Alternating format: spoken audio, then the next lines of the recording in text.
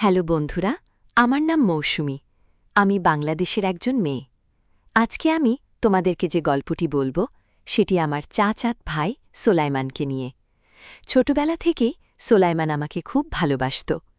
সে আমার চেয়ে বছরের বড়। বন্ধুরা, আমি রূপে গুণে ছিলাম অনন্যা। হয়তো এই কারণেই সোলাইমান আমাকে এতটা পছন্দ করত। প্রায়ই সে আমাকে তার মনের কথা বলার চেষ্টা করত, কিন্তু আমি বুঝেও না বোঝার ভান করতাম। আমার মনে হতো তার উদ্দেশ্য হয়তো ভালো নয়। সে সবসময় চাইত আমার সাথে। বন্ধুরা, বাকিটা গল্পেই বলছি। আশা করি বন্ধুরা আমার গল্পটি খুব মনোযোগ সহকারে শুনবে। নিশ্চয়ই অনেক মজা পাবে। তাহলে জল বন্ধুরা, কথা না বাড়িয়ে মূল গল্পে চলে যাই। বন্ধুরা, এক শীতের সকালে আমি ঘুমের মধ্যে হঠাৎ মাথায় একটা তীব্র ব্যথা অনুভব করলাম। লাফ দিয়ে উঠে বসে চিৎকার করে বললাম, মাগো, গেছে গেছে, আমার মাথা গেছে। কোন শালাই কি মারছে রে? ঘুমের ঘোরে তখনও চোখ ভালো করে খুলিনি। হঠাৎ নজরে পড়ল আমার বিছলার পাশে একটা মোড়ানো কাগজ পড়ে আছে। কাগজটা হাতে নিয়ে দেখি একটা ছোট পাথর তার ভেতর মোড়ানো। বুঝলাম এটাই আমার মাথায় লেগেছে। কাগজটা খুলে পড়লাম, এই যে মিসেস ঘুমঘুমারি, এত ঘুমিও না, এক্ষুনি বারান্দায় আসেন, তাড়াতাড়ি, লেট হলে কিন্তু খবর আছে।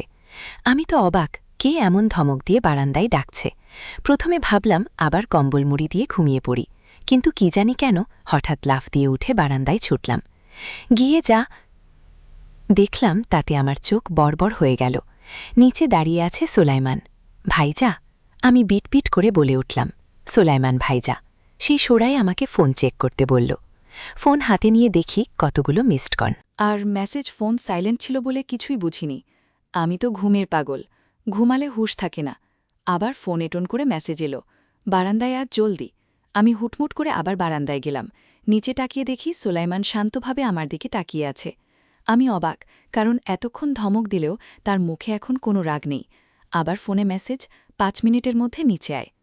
আমার তো বিরক্ত লাগছে। শীতের সকালে কে নিচে নামতে চায়? আমি মেসেজ করে বললাম, আমি পারব না নিচে নামতে, তুমি এই ভোরবেলা এখানে কি করছ? সুলাইমানের রিপ্লাই এলো, মৌসুমী, তোর সাহস তো কম না, আমায় প্রশ্ন করিস, ৫ মিনিটের মধ্যে আসবি, নইলে আমি বারান্দার টপকে তোর রুমে আসব। তুই জানিস তখন তোর কি হবে? আমি জানি সুলাইমানের কথা না শুনলে আমার কপালে দুঃখ আছে, তাই তাড়াতাড়ি ফ্রেশ হয়ে চাদর জড়িয়ে গুটি গুটি পায়ে বাসা থেকে বেরিয়ে পড়লাম। বাসার সবাই ঘুমে, তাই কেউ দেখেনি, নইলে এই ভোরে বেরোলে কি কান্দিনা হতো। নিচে গিয়ে দেখি সোলাইমান আমার অপেক্ষায় দাঁড়িয়ে। আমি বললাম, কি হয়েছে ভাইজা, এত রাতে কেন ডাকছ? সেই ভ্রুকুচকে বলল, তোর কাছে এখন রাত মনে হয়? লাইক সিরিয়াসলি মৌসুমী? একটু পর চারপাশে ফুটফুটে আলো হবে, সকালের এই দৃশ্য কত সুন্দর। আমি ঘুমের ঘুরে তার কথায় চান দিচ্ছি না। বললাম, তোমার হয়েছে, আমি গেলাম। যেই চলে যাব সে আমার হাত ধরে আটকে দিল। বলল, এই, তুই আমার কথা শুনছিস? আমার ঘুমের জন্য হাই উঠছে। সুলাইমান বলল, মৌসুমী, তুই এত ঘুম পাগল কেন? বিয়ের পর তোর কি হবে ভেবেই কষ্ট হয়। আমি ঘুমের ঘুরে বললাম, হ্যাঁ, কি বললে ভাইজা?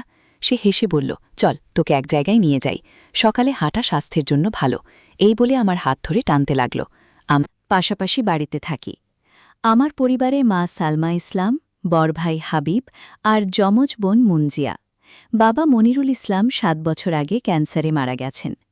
সোলাইমানের পরিবারে তার বাবা মা তারেক ও জাবেদা হুসাইন আর ছোট ভাই জোহা। আমরা হাঁটতে হাঁটতে নদীর পাড়ে এলাম। আমাদের গ্রামটা ছোট, কিন্তু সবকিছু আছে, কারেন্ট, নেট, কোনো অভাব নেই। নদীর পাড়ের সৌন্দর্যে দেখে আমার ঘুমোটে গেল। মনে মনে ভাবলাম, সোলাইমান ভাইজাকে ধন্যবাদ দিতে হবে। তাকে না ডাকলে আমি তো নাকবিকে ঘুমাতাম, এই সুন্দর দৃশ্য দেখতাম না। আমি ২ হাত ছড়িয়ে বাতাস উপভোগ করছি। চুল উঠছে, মনটা ভরে গেছে। দূর থেকে সোলাইমান আমাকে দেখছে। তার চোখে একটা অন্যরকম ভালো লাগা। নদীর পাড়ে দাঁড়িয়ে আমি বাতাসের শীতল স্পর্শ উপভোগ করছিলাম। সুলাইমান আমার দিকে তাকিয়ে মুচকি হাসছিল। তার চোখে একটা আলাদা চমক ছিল, যেন আমাকে দেখে তার মন জড়িয়ে যাচ্ছে। আমি লজ্জা পেয়ে মাথা নিচু করলাম। সে এগিয়ে এসে বলল, কিরে ঘুমকুমারী, এখন তো ঘুম কোথায় পালালো? আমি হেসে বললাম, হ্যাঁ ছিলাম তো, এখন এই পরিবেশটা ভালো লাগছে। সে ভাব নিয়ে বলল, তাহলে আমাকে ধন্যবাদ দে। আমি না হলে তুই তো আসতেই চাসনি। আমি তার দিকে তাকিয়ে বললাম, ইস, ধন্যবাদ দিতে হবে? তুমি আমার মাথায় পাথর মেরে আলু করে দিয়েছ, আবার ধন্যবাদ চাও? সুলাইমান হেসে আমার কাছে এসে মাথা দেখতে চাইল। আমি বললাম, লাগবে না তোমার দেখার। কিন্তু সে জোর করে দেখল আর দেখে বলল সত্যিই ভুলে গেছে। শরীর মৌসুমি ব্যথা দিতে চায়নি। তার নরম কণ্ঠে আমি একটু অবাক হলাম। বললাম, আরে সমস্যা নেই, বাসায় গিয়ে বরফ লাগাবো। সে বলল, চল তাড়াতাড়ি বাসায় যাই, কিন্তু আমার এখন যেতে ইচ্ছে করছিল না। আমি বললাম, আরেকটু থাকি প্লিজ ভাইজান। আমার কিউট মুখ দেখে এসে আর না করতে পারে না। আমরা নদীর পাড়ে ঘুরতে লাগলাম। আমি একটানা কথা বলে যাচ্ছি, আর সোলাইমান মন দিয়ে শুনছে। আমি বললাম, ভাইজা, তুমি সবসময় এমন সকালে উঠে ঘুরে বেড়াও? সে হেসে বলল, না রে, সব সময় না, আজ তোকে ডাকার জন্য এলাম। আমি ভ্রুকুচকে বললাম, কেন, আমাকে ডাকার কি দরকার ছিল? সে একটু থেমে বলল, জানিস তো, তুই যখন ঘুম থেকে উঠিস না, তখন তোর মুখটা দেখতে কেমন লাগে? একদম প্যাঁচার মতো। আমি হেসে ফেললাম, বললাম, তুমি না একদম পাগল। হঠাৎ সোলাইমান বলল, এখানে দাঁড়া, আমি আসছি। আমি অবাক হয়ে দাঁড়িয়ে রইলাম। কোথায় গেল সে? কিছুক্ষণ পর সে ফিরে এলো, হাতে একটা গোলাপ ফুল। আমি তো হাঁ করে তাকিয়ে আছি। সে বলল, এইভাবে হাঁ করে না তাকিয়ে ফুলটা ধর। আমি ফুলটা হাতে নিয়ে বললাম, কোথায় পেলে? সে হেসে বলল, সেটা তোর জানতে হবে না। আমি ফুলটা পেয়ে এত খুশি, মনে হচ্ছিল যেন কোনো দামি উপহার পেয়েছি। হঠাৎ মজা করে বলে উঠলাম, বাই এনি চান্স তুমি আমায় প্রপোজ করছো না তো? সুলাইমান ভাবাজাকা খেয়ে তোলাতে লাগল। মানে, কি বলতে চাচ্ছিস? আমি হেসে বললাম, তুমি তোতলাচ্ছ কেন? সে সিরিয়াস হয়ে বলল, উল্টাপাল্টা কথা বাদ দে, এমনি ভুল দিয়েছি। তোর থেকে তো মঞ্জিয়া বেশি সুন্দর, প্রপোজ করলে তাকে করব তো, কেন? তার কথায় আমার হাসি মিলিয়ে গেল। মাথা নিচু করে দাঁড়িয়ে রইলাম। সে বুঝে সে ভুল কিছু বলে ফেলেছে। আমি বললাম, হ্যাঁ জানি মঞ্জি আমার থেকে সুন্দর, তোমার মতো ছেলে তাকেই প্রপোজ করবে। আমি তো মজা করছিলাম। সুলাইমান বলল, মৌসুমি, আমি ওভাবে বলতে চাইনি। আমি বললাম, চলো বাসায় যাই, অনেকক্ষণ হয়েছে। সে আবার বলল, সরি মৌসুমি, আমি তোকে কষ্ট দিতে চাইনি। আমি বললাম, কষ্ট পাবো কেন মঞ্জিয়া? সুন্দর, এটা তো সত্যি। কিন্তু মনে মনে আমার খারাপ লাগছিল। বাসায় ফিরে আসার পথে ভাবছিলাম, মৌসুমি তোর এত খারাপ লাগছে কেন? মঞ্জিয়া তোর বোন, সবাই তো বলে সে সুন্দর, কিন্তু সুলাইমান ভাইয়ার মুখে এটা শুনে কেন যেন খারাপ লাগল। বাসায় ফিরে দরজায় ঢুকতে গেলাম। হঠাৎ কোথা থেকে একটা বোতল এসে মাথায় লাগল। আমি চিৎকার করে বললাম, আজকে সবাই আমার মাথার পিছনে পড়েছে কেন? বাড়িতে ঢুকে দেখি মঞ্জিয়া এসে বলল, দিদি তুই কোথায় ছিলি? মা খুঁজছে। আমি বললাম, আরেকটু বাইরে গিয়েছিলাম। পায়েসে বললেন, এই ভোরে কোথায় গিয়েছিলি? তুই কি পাগল হয়ে গেছিস? আমি বললাম, মা সকালে হাঁটতে গিয়েছিলাম। মায়ের কথায় আমি একটু লজ্জা পেলাম। সত্যি বলতে সুলাইমানের সঙ্গে বেরিয়েছিলাম, বলতে মুখে আটকে যাচ্ছিল। আমি মাথা নিচু করে বললাম, মা আমি আরেকটু সাবধানে থাকব। মা একটু কড়া চোখে তাকিয়ে বললেন, দেখ মৌসুমি, তুই বড় হয়েছিস, এখন থেকে এমন ভোরবেলা বাইরে যাওয়া বন্ধ কর, কি কাণ্ড হয়ে যায় ভেবেছিস? আমি মাথা নাড়লাম, কিন্তু মনে মনে ভাবছিলাম, সুলাইমান ভাইজা কেন আমাকে ডেকেছিল? তার কথা মনে পড়তেই বুকের ভেতরটা কেমন জেনঝার করছিল। দিন কয়েক কেটে গেল, সুলাইমানের সঙ্গে আর দেখা হয়নি। আমি ব্যস্ত হয়ে পড়েছিলাম আমার পড়াশোনা নিয়ে। আমাদের গ্রামের কলেজে আমি আর মঞ্জিয়া একসঙ্গে পড়ি। মঞ্জিয়া আমার থেকে অনেক বেশি মেধাবী, কিন্তু আমিও চেষ্টা করি ভালো করতে। একদিন কলেজ থেকে ফেরার পথে মঞ্জিয়া হঠাৎ বলল, দিদি তুই সেদিন সুলাইমান ভাইয়ার সঙ্গে বেরিয়েছিলি তাই না? আমি চমকে উঠলাম, বললাম, কে বলল তোকে? সে হেসে বলল, আমার চোখ আছে দিদি, আমি দেখে দি তুই ভোরবেলা বেরিয়েছিলি। আমি একটু বিরক্ত হয়ে বললাম, তুইও না মঞ্জিয়া, সব কিছুতে নজর রাখিস। সে হাসতে হাসতে বলল, আরে দিদি, আমি তোর বোন, তোর ভালোমন্দ আমি দেখব না তো কে দেখবে? তা সোলাইমান ভাইজা কি বলল? আমি মুখ ঘুরিয়ে বললাম, কিছুই না, শুধু সকালের দৃশ্য দেখাতে নিয়ে গিয়েছিল। মঞ্জিয়ার চোখে একটা দুষ্টু হাসি খেলে গেল। সে বলল, বুঝেছি, তবে দিদি সোলাইমান ভাইরা তোকে খুব পছন্দ করে। আমি চুপ করে রইলাম, কিন্তু মনের ভেতর কেমন যেন একটা ঢেউ উঠল। বিকেলে বাড়ি ফিরে দেখি সোলাইমানের মা জাবেদা খালা আমাদের বাড়িতে এসেছেন। আমাকে দেখে তিনি হেসে বললেন, মৌসুমি কেমন আছিস মা, অনেকদিন তোকে দেখিনি। আমি লজ্জা পেয়ে বললাম, ভালো আছি খালা, আপনি কেমন আছেন? তিনি হাসলেন, তারপর মায়ের সঙ্গে গল্প শুরু করলেন। আমি রান্নাঘরে চলে গেলাম, কিন্তু কান খাড়া ছিল। খালা বলছিলেন, সালমা, আমার সোলাইমান তো বড় হয়েছে, এখন ওর জন্য একটা ভালো মেয়ে দেখতে হবে। আমার মা হেসে বললেন, হ্যাঁ জাবেদা, তুমি ঠিক বলেছ, সোলাইমান ভালো ছেলে, ওর জন্য সেরা মেয়েই হবে। আমার বুকটা কেমন যেন ধক করে উঠল। রান্নাঘর থেকে বেরিয়ে এসে দেখি সোলাইমানও এসেছে। সে আমাকে দেখে বলল, কিরে মৌসুমি, এত লুকিয়ে লুকিয়ে কি করছিস? আমি মুখ ফিরিয়ে বললাম, কিছু না ভাইজান, তুমি এখানে কেন? সে হেসে বলল, মা এসেছে, আমিও চলে এলাম। তুই তো আমাকে এড়িয়ে চলছিস, তাই না? আমি কিছু বলার আগেই মঞ্জিও এসে বলল, সোলাইমান ভাইয়া, দিদিকে একটু শান্তিতে থাকতে দাও, ও তো লজ্জা পাচ্ছে। সবাই হেসে উঠল, আর আমি লজ্জায় মাথা নিচু করে ঘরে চলে গেলাম। সেদিন রাতে ঘুমোতে যাওয়ার আগে ফোনে একটা মেসেজ এলো সোলাইমানের। লিখেছে, মৌসুমী, সেদিন নদীর পাড়ে তুই যে হাসিটা হেসেছিলি সেটা আমার মাথায় ঘুরছে। কাল বিকেলে আমাদের বাড়িতে আসিস, মা তোকে ডাকছে। মিউজিক। আমি মেসেজটা পড়ে কিছুক্ষণ চুপ করে রইলাম। কেন জানি তার কথাগুলো আমার মনে একটা অদ্ভুত অনুভূতির জায়গা ছিল। আমি রিপ্লাই করলাম, ঠিক আছে ভাইজা, কাল যাব। কিন্তু ঘুমোতে গিয়েও মনটা শান্ত হচ্ছিল না। সুলাইমানের মিউজিক, সেই হাসি, তার কথা, তার ফুল দেওয়ার সবকিছু মাথায় ঘুরছিল। পরদিন বিকেলে আমি সুলাইমানদের বাড়িতে গেলাম। জাবেদা খালা আমাকে দেখে খুব খুশি হলেন। বললেন, মৌসুমী, তুই তো আমার মেয়ের মতো, ছোটবেলা থেকে তোরা একসঙ্গে বড় হয়েছিস, আমি তোকে খুব ভালোবাসি। আমি লজ্জায় মাথা নিচু করে ফেললাম। সুলাইমান পাশে দাঁড়িয়ে মুচকি হাসছিল।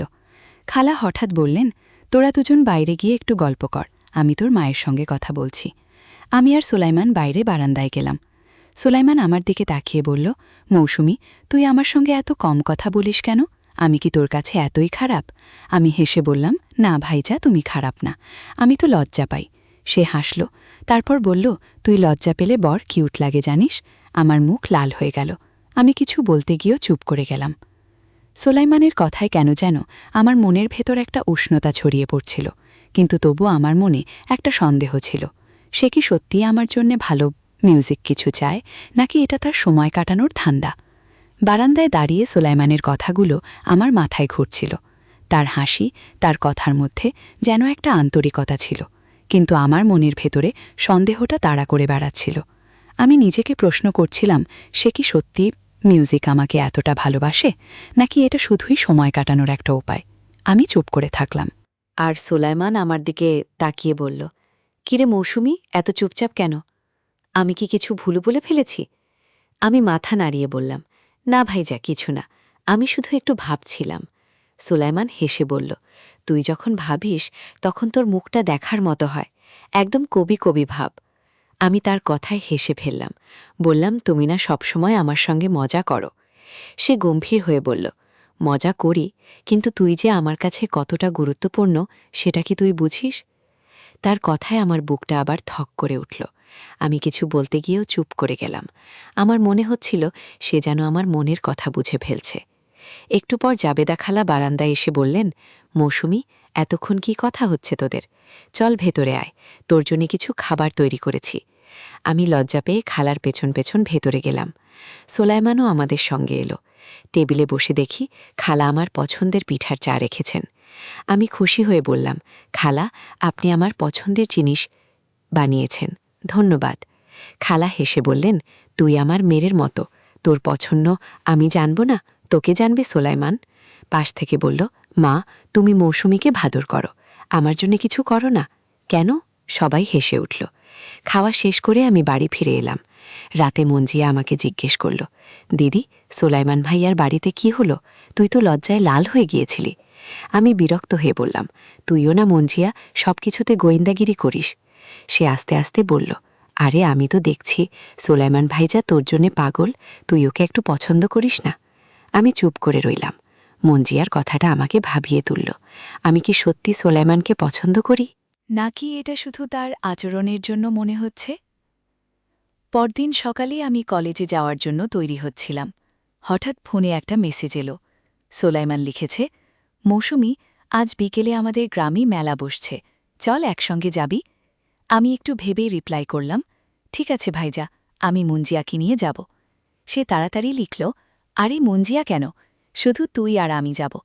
আমি হেসে লিখলাম, না, মঞ্জিও যাবে, তুমি তো বলেছ ও আমার থেকে বেশি সুন্দর। একটু পর তার মেসেজ এলো, মৌসুমী, তুই এখনও সেদিনের কথা মনে রেখেছিস? আমি তো মজা করেছিলাম। আমি কিছু না লিখে ফোন রেখে দিলাম। বিকেলে আমি আর মঞ্জিয়া মেলায় গেলাম। সোলাইমান আমাদের জন্য অপেক্ষা করছিল। আমাকে দেখে সে হেসে বলল, কি ঘুমঘুমারি, এখন তো দিনের বেলা, তবু মুখটা এমন কেন?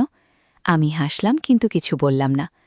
মেলায় ঘুরতে ঘুরতে সোলাইমান আমার পাশে পাশে থাকছে, আমার জন্য মিষ্টি কিনে দিল। একটা ছোট্ট খেলনা কিনে হাতে দিল। মঞ্জিয়া দূর থেকে আমাদের দেখছিল আর মুচকি হাসছিল। হঠাৎ সে বলল, দিদি, সোলাইমান ভাইরা তোকে কত ভালোবাসে দেখ, ওর চোখে তোর জন্য কত যত্ন। মঞ্জিয়ার কথায় আমি অবাক হয়ে গেলাম। বললাম, কি বলছিস তুই এসব, কি কথা? সে হেসে বলল, দিদি, তুই বুঝিস না, কিন্তু আমি বুঝি। সোলাইমান ভাইরা তোর জন্য সবকিছু করতে রাজি। আমি চুপ করে রইলাম। সোলাইমান আমাদের দিকে এগিয়ে এসে বলল, কি গোপন কথা হচ্ছে বল? আমি লজ্জা পেয়ে বললাম, কিছু না ভাইজা, মঞ্জিয়া শুধু শুধু পাগলামি করছে। সে হাসল, কিন্তু তার চোখে একটা গভীর দৃষ্টি ছিল, যেন সে আমার মনের কাছে বোঝার চেষ্টা করছে। মেলা থেকে ফেরার পথে সোলাইমান আমাকে বলল, মৌসুমী, তুই যখন হাসিস তখন পুরো মেলাটাই যেন আরও উজ্জ্বল হয়ে ওঠে। লজ্জায় মাথা নিচু করলাম। তার কথাগুলো আমার মনে গেঁথে যাচ্ছিল, কিন্তু আমি এখনও নিশ্চিত ছিলাম না তার এই আচরণের পেছনে কী উদ্দেশ্য। আমি শুধু মনে মনে ভাবলাম, সোলেমন থাইয়া, তুমি যদি সত্যি আমাকে ভালোবাসো তাহলে আমাকে বোঝাতে হবে। আমি তোমাকে ভুল বুঝতে চাই না। মেলা থেকে ফেরার পর আমার মনটা কেমন যেন অস্থির হয়ে রইল। সোলেমনের কথাগুলো, তার হাসি, তার আমার প্রতি যত্ন, সবকিছু মাথায় ঘুরপাক খাচ্ছিল। আমি নিজেকে বোঝানোর চেষ্টা করছিলাম, হয়তো সে শুধু ভালো বন্ধু হতে চায়, কিন্তু মনে রাখবনি অন্যরকম একটা অনুভূতি জাগছিল। আমি ভাবলাম, সে যদি সত্যিই আমাকে ভালোবাসে তাহলে কেন এতদিন আমি তাকে ভুল বুঝলাম? তার উদ্দেশ্য কি সত্যিই পবিত্র, নাকি আমি এখনও তার আসল মনোভাব বুঝতে পারছি না? পরদিন সকালে আমি আর মঞ্জিয়া কলেজে যাচ্ছিলাম। হঠাৎ পথে সোলেমনের সঙ্গে দেখা। সে হাসি মুখে বলল, কিরে মৌসুমী, কলেজ যাচ্ছিস? আমিও তোর সঙ্গে একটু হাঁটি। আমি একটু ইতস্তত করে বললাম, ঠিক আছে ভাইজান, কিন্তু তুমি এ পথে কোথায় যাচ্ছ? সে হেসে বলল, কোথাও না, শুধু তোদের দেখে ভাবলাম একটু গল্প করি। মঞ্জিয়া দুষ্টু হাসি দিয়ে বলল, সোলেমন ভাইয়া, তুমি তো দিদির পিছু নিয়েছ মনে হচ্ছে। আমি লজ্জায় মাথা নিচু করলাম, আর সোলেমন হেসে বলল, মঞ্জিয়া, তুই না একদম পাকা মেয়ে। পথে হাঁটতে হাঁটতে সোলেমন আমার সঙ্গে গল্প শুরু করল। বলল, মৌসুমী, তুই জানিস আমি ছোটবেলায় তোকে কত ডাকতাম আমার সঙ্গে খেলতে, আর তুই সব সময় বলতি আমি পড়াশোনা করব। আমি হেসে বললাম, হ্যাঁ, কারণ তুমি আমাকে সব সময় বিরক্ত করতে। সে হাসল, তারপর বলল, বিরক্ত করতাম, কিন্তু তুই জানিস তখন থেকে আমি তোকে খুব পছন্দ করতাম। আমি চুপ করে গেলাম। তার কথায় আমার মনের ভেতরে আবার সেই অস্থিরতা ফিরে এলো। আমি কিছু না বলে শুধু হাঁটতে লাগলাম। কলেজে পৌঁছে সোলাইমান বলল, মৌসুমী, আজ বিকেলে নদীর পাড়ে আসিস, আমার কিছু কথা বলার আছে। আমি একটু ইতস্তত করে বললাম, দেখি ভাইজা, সময় হলে আসব। সে গম্ভীর হয়ে বলল, না, তুই আসবি, আমি অপেক্ষা করব। তার কথার মধ্যে একটা জোর ছিল, যেন সে আমার উত্তরের জন্য অপেক্ষা করছে না। আমি মাথা নাড়লাম, কিন্তু মনে মনে ভাবছিলাম সে কি বলতে চায়। আমার সন্দেহ আরও বাড়ছিল। বিকেলে আমি নদীর পাড়ে গেলাম। সোলাইমান সেখানে দাঁড়িয়েছিল, হাতে একটা ছোট বই। আমাকে দেখে সে হেসে বলল, এসেছিস? ভেবেছিলাম তুই আবার ঘুমিয়ে পড়বি। আমি হাসলাম, তারপর বললাম, কি বই হাতে, আর কি কথা বলতে দেখেছস? সে বইটা আমার হাতে দিয়ে বলল, এটা আমার পছন্দের একটা গল্পের বই, তুই পড়ে দেখ। আর কথা, আমি শুধু বলতে চাই, মৌসুমী, তুই যদি আমাকে কখনো ভুল বুঝিস তাহলে আমাকে একটা সুযোগ দিস আমার মনের কথা বলার। আমি বইটা হাতে নিয়ে কিছুক্ষণ চুপ করে রইলাম। তার কথাগুলো আমার মনে গভীরভাবে গেঁথে গেল। ফেরার পথে আমি বইটা খুলে দেখলাম। ভেতরে একটা কাগজে লেখা, মৌসুমী, তুই আমার জীবনে একটা সুন্দর গল্প। আমি শুধু চাই তুই আমার গল্পটা বুঝিস। আমার চোখে পানি চলে এলো। আমি বুঝতে পারছিলাম সোলাইমানের মনে আমার জন্য সত্যিই কিছু আছে, কিন্তু আমার মনের সন্দেহটা এখনও পুরোপুরি যায়নি। আমি ভাবলাম, সোলাইমান ভাইজা, তুমি যদি সত্যিই আমাকে ভালোবাসো তাহলে আমাকে আরও বোঝাতে হবে। আমি ভুল বুঝতে চাই না। বাড়ি ফিরে আমি মুঞ্জিয়াকে সব বললাম।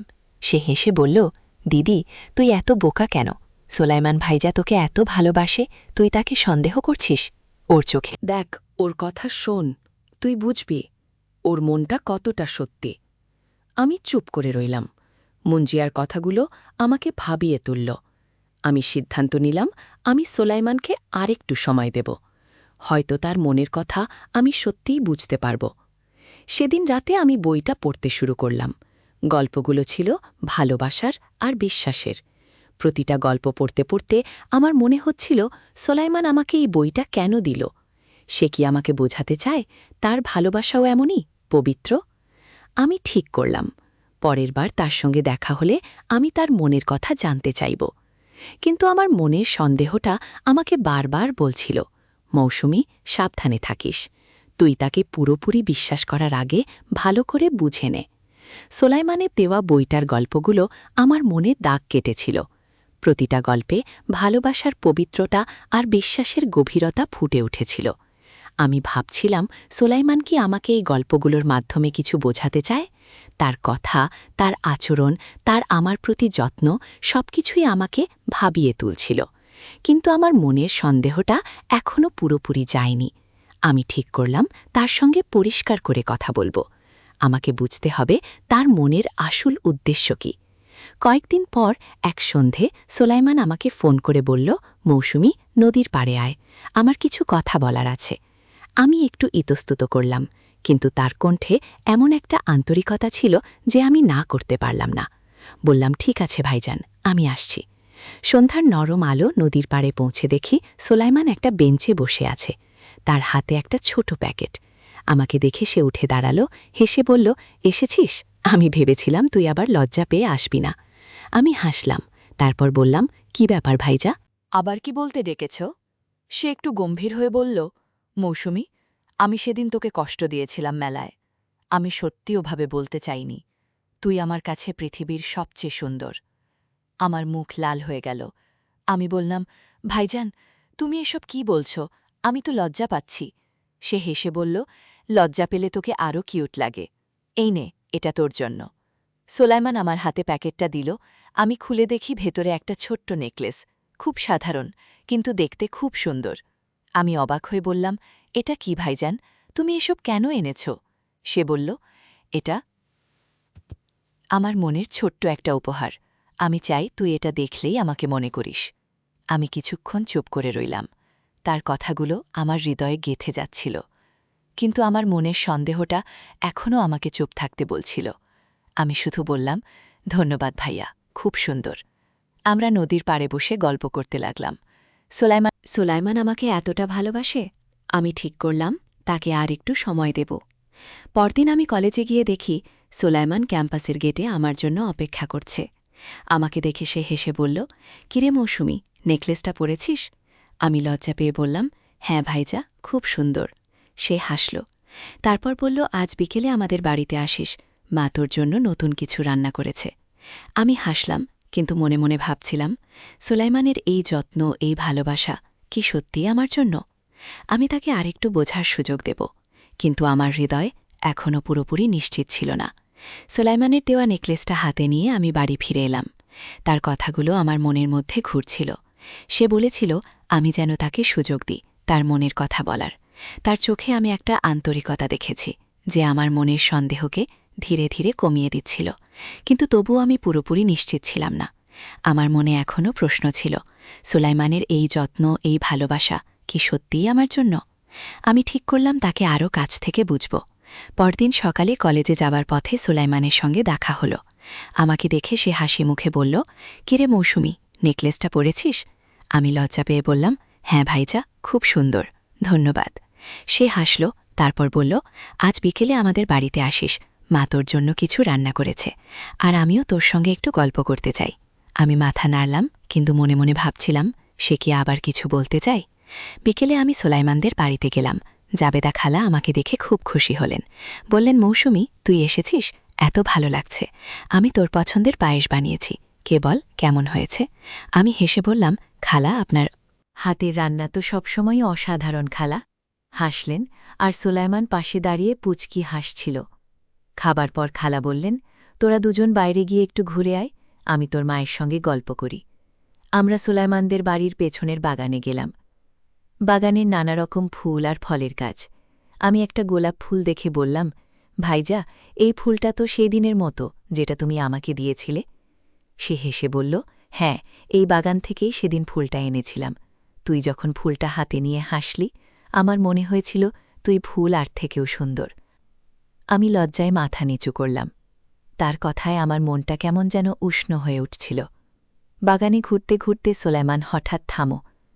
সে গম্ভীর হয়ে বলল, মৌসুমী, আমি জানি তুই আমাকে এখনও পুরোপুরি বিশ্বাস করিস না।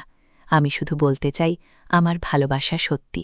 আমি তোকে ছোটবেলা থেকে পছন্দ করি, কিন্তু কখনো তোর ক্ষতি হয় এমন কিছু করিনি। তার কথায় আমার বুকটা কেঁপে উঠল। আমি বললাম, ভাইজান, আমি তোমাকে ভুল বুঝতে চাই না। আমার মনে অনেক প্রশ্ন, কিন্তু আমি চেষ্টা করছি বুঝতে। আমাকে সময় দাও। সে মাথা নাড়ল, বলল, আমি তোর জন্য যত সময় লাগে অপেক্ষা করব। বাড়ি ফিরে আমি মঞ্জিয়াকে সব বললাম। সে হেসে বলল, দিদি, তুই এত ভাবিস কেন? সোলাইমান ভাইয়ার মনটা পবিত্র। তুই ওকে আরেকটু সুযোগ দিয়ে দেখবি। ওর ভালোবাসা তোর সব সন্দেহ দূর করে দেবে। আমি চুপ করে রইলাম। মঞ্জিয়ার কথাগুলো আমাকে ভাবিয়ে তুলল। আমি বুঝতে পারছিলাম আমার মনের সন্দেহ ধীরে ধীরে কমে আসছে। সোলাইমানের প্রতি আমার একটা টান তৈরি ছিল। সেদিন রাতে আমি নেকলেসটা হাতে নিয়ে অনেকক্ষণ ভাবলাম। সোলাইমানের দেওয়া বই, ভুল নেকলেস, সবকিছুই যেন আমাকে তার মনের গভীরতা বোঝাচ্ছিল। আমি মনে মনে ঠিক করলাম তাকে আরেকটু সময় দেব। আমি তাকে ভুল বুঝতে চাই না। আমার মন বলছিল হয়তো সে সত্যিই আমাকে ভালোবাসে, আর তার ভালোবাসা আমার জন্য পবিত্র। পরদিন সকালে আমি কলেজে যাওয়ার সময় সোলাইমানের সঙ্গে আবার দেখা হলো। সে হাসি মুখে বলল, মৌসুমী, কালকের পায়েস কেমন লাগলো? আমি হেসে বললাম, খুব ভালো। ভাইজা খালাকে বল আমি আরও খাবো। সে হাসল, তারপর বলল, আজ বিকেলে নদীর পাড়ে আসিস। আমি তোর জন্য একটা সারপ্রাইজ রেখেছি। আমি কৌতূহলী হয়ে বললাম, কি সারপ্রাইজ ভাইজান? সে হেসে বলল, এটা সারপ্রাইজ বললে আর মজা থাকবে না। আমি হাসলাম, কিন্তু মনে মনে ভাবছিলাম, এই সারপ্রাইজ কি আমার মনের সব প্রশ্নের উত্তর দেবে? বিকেলের নরম আলো, আমি নদীর পাড়ে পৌঁছলাম। সোলাইমান ইতিমধ্যে সেখানে অপেক্ষা করছিল। তার হাতে একটা ছোট্ট বাক্স আর চোখে একটা উত্তেজিত হাসি। আমাকে দেখে সে বলল, মৌসুমী, তুই এসেছিস। আমি জানতাম তুই আমার কথা রাখবি। আমি হেসে বললাম, ভাইয়া, তুমি তো সারপ্রাইজ কথা বলেছিলে, প্রাইজ দেখাও। সে হাসল, তারপর আমাকে বাক্সটা দিয়ে বলল, আগে খোলো, তারপর বলো। বাক্সটা খুলে দেখি ভেতরে একটা ছোট্ট ডায়েরি। আমি অবাক হয়ে বললাম, এটা কি ভাইজান? সে বলল, এটা আমার লেখা। আমি তোকে বোঝাতে চাই আমার মনের কথা, তুই পড়ে দেখ। আমি ডায়েরিটা হাতে নিয়ে পাতা উল্টালাম। ভেতরে তার হাতে লেখা কিছু কথা, আমার জন্য তার ভালোবাসার কথা, ছোটবেলা থেকে আমার প্রতি তার যত্নের কথা। একটা লাইনে লেখা ছিল, মৌসুমী, তুই আমার জীবনের সবচেয়ে সুন্দর গল্প। আমি শুধু চাই তুই আমার এই গল্পের অংশ হস। আমার চোখে পানি চলে এলো। আমি বললাম, ভাইজা, তুমি এত কিছু লিখেছ, আমি তো জানতাম না তুমি আমাকে এতটা ভালোবাসো। সে গম্ভীর হয়ে বলল, মৌসুমী, আমি জানি তুই আমাকে অনেকদিন ভুল বুঝেছিস, কিন্তু আমার ভালোবাসার সব সময় পবিত্র ছিল। আমি তোকে কখনো কষ্ট দিতে চাইনি। তার কথাই আমার মনের সব সন্দেহ যেন এক মুহূর্তে উড়ে গেল। আমি বুঝলাম আমি তাকে এতদিন ভুল বুঝেছি। আমি বললাম, ভাইজা, আমি সত্যিই তোমাকে ভুল বুঝেছিলাম। আমি সরি। সোলেমান এসে বলল, তোর সরি বলার দরকার নেই। তুই যে আমার কথা শুনলি, এটাই আমার জন্য অনেক। আমরা নদীর পাড়ে বসে অনেকক্ষণ গল্প করলাম। সে আমাকে তার ছোটবেলার কথা বলল, কিভাবে সে আমার জন্য সবসময় যত্ন নিত, আমাকে হাসাতে চাইত। আমি তার কথা শুনে বুঝলাম তার ভালোবাসা ছিল হৃদয়ের গভীর থেকে। আমার মনেও তার প্রতি একটা নতুন অনুভূতি জাগছিল। আমি বুঝতে পারছিলাম আমিও তাকে ভালোবাসতে শুরু করেছি। কিছুদিন পর আমি অসুস্থ হয়ে পড়লাম। জ্বরে আমার শরীর ভেঙে আসছিল। মিউজিক, সোলেমান জানতে পেরে রাত জেগে আমার পাশে থাকল, বলল, আমার যত্ন নিল। আমার মা বললেন, সোলেমান, তুই এত কিছু করিস কেন? তুই তোমার মিউজিক ছেলের মতো। সে হেসে বলল, খেলা মৌসুমী আমার কাছে অনেক গুরুত্বপূর্ণ। ওর যত্ন নেওয়া আমার দায়িত্ব। তার কথায় আমার মন ভরে গেল। আমি তার চোখে আমার জন্য অফুরন্ত ভালোবাসা দেখলাম। 1 বছর পর আমাদের পরিবারে আলোচনা শুরু হলো। সোলেমানের মা বাবা আমার মায়ের কাছে আমার হাত চাইলেন। আমি লজ্জায় মুখ লুকিয়ে ফেললাম। মা বললেন, মৌসুমী, তুই কি চাস? আমি চুপ করে রইলাম। মঞ্জিয়া হেসে বলল, মা, দিদি তো লজ্জা পাচ্ছে, ওরা তো একে অপরকে ভালোবাসে। সবাই হেসে উঠল। আমার মনের ভেতরে একটা শান্তি ছড়িয়ে পড়ছিল। আমি বুঝলাম সোলেমান আমাকে সত্যি ভালোবাসে, আর আমিও তাকে ভালোবাসি। অবশেষে আমাদের বিয়ে ঠিক হলো। বিয়ের দিন আমি সোলেমানের দিকে তাকিয়ে ভাবলাম, এই মানুষটি আমাকে কতটা ভালোবাসে। বাসরাতে সে আমাকে বলল, মৌসুমী, তুই আমার জীবনের সবচেয়ে বড় উপহার। আমি তার বুকে মাথা রেখে বললাম, ভাইজান, আমি তোমাকে ভুল বুঝেছিলাম। তুমি আমাকে সত্যিকারের ভালোবাসা শিখিয়েছ। ভাইজান, তোমার জন্য পেয়েছি আমি একটা সুন্দর জীবন। সবশেষে বন্ধুরা, আমি তোমাদেরকে বলতে চাই, কাউকে ভুল বোঝার আগে তার উদ্দেশ্য বোঝার চেষ্টা করো। ভালোবাসা সবসময় পবিত্র হয় যদি তার হৃদয় থেকে আসে। ধৈর্য আর বিশ্বাস দিয়ে যে ভালোবাসাকে মূল্যায়ন করা হয়, সেই ভালোবাসা একদিন না একদিন পূর্ণতা পায়। বন্ধুরা, গল্পটি যদি ভালো লাগে তাহলে লাইক, শেয়ার এবং সাবস্ক্রাইব করে পাশে থেকো। আর এতক্ষণ ধৈর্য ধরে তোমরা গল্পটি শোনার জন্য তোমরা সবাইকে অসংখ্য ধন্যবাদ।